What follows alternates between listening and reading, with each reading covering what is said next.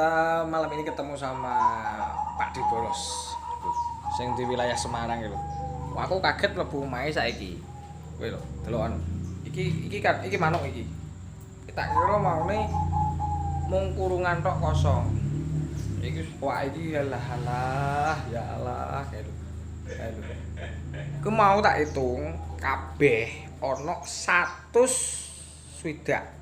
Kuwi sing ana manuke. Kandang-kandang iku wis akeh. Iki yo jare seneng manuk, nek jariku ora seneng manuk. Wong edan. Iki wong edan iki. Aku yo mlongo mlebu omah. Iki sing ora tak delok ora wong iki. Tak delok kandang-kandang manuk iki lho. Lho. Ora umum iku sampe tekan jero-jero. Kayane ning kamare dhewe yo ana.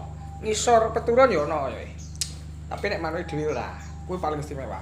Wis ngono ae ya. Oke, kita di Semarang.